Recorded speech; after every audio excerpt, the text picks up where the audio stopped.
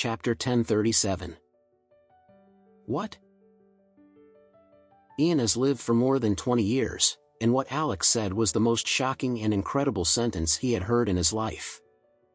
With bloodshot eyes, he stared at Alex's face and muttered, "Impossible, how is this possible?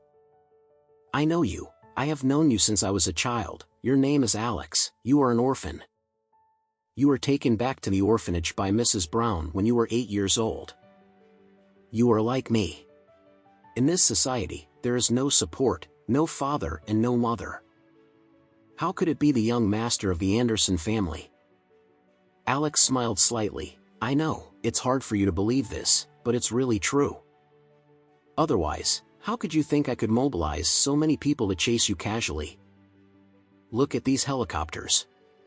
Look at these people in black with live ammunition. If I were not the young master of the Anderson family, you should have succeeded this time."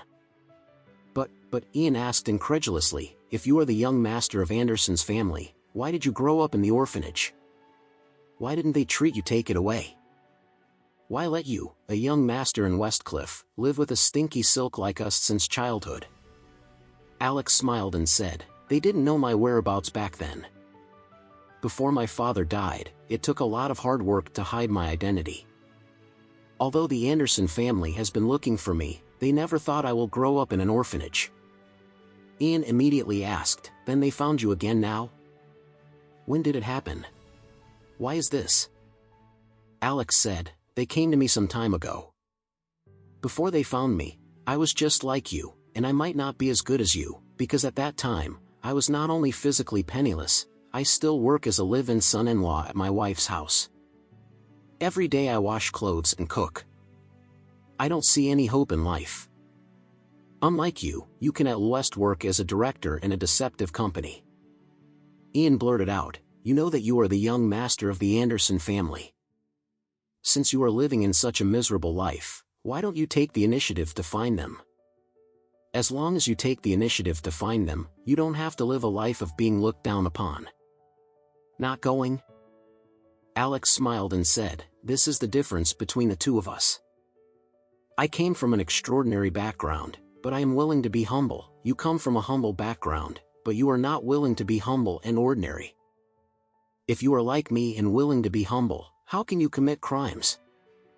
What's the big mistake today?" "I don't understand." Ian desperately shook his head, already a little irrational, and said, "I don't understand. I really don't understand.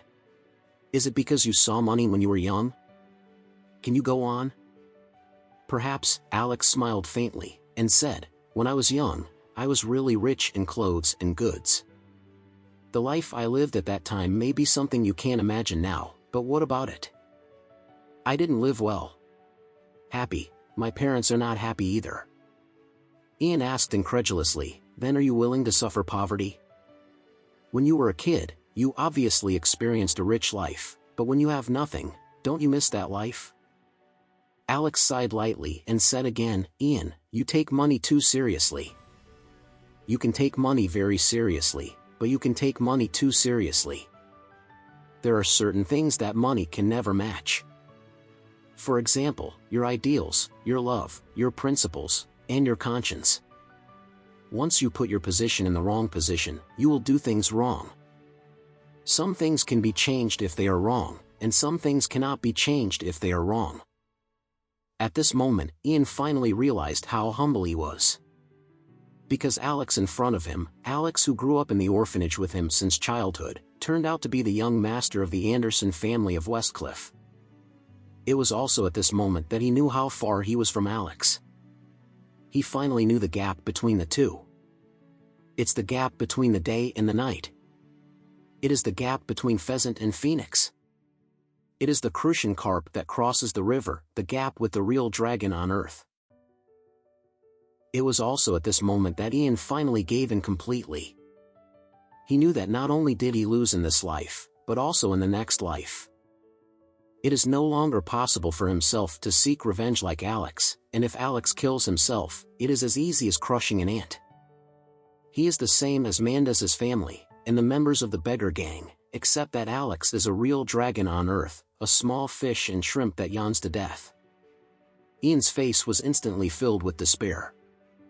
Just now, he was thinking about his next life, or seeking revenge on Alex in the next life. But at this moment, he really understood that even if he had another life, he probably wouldn't have the qualification to seek revenge against Alex.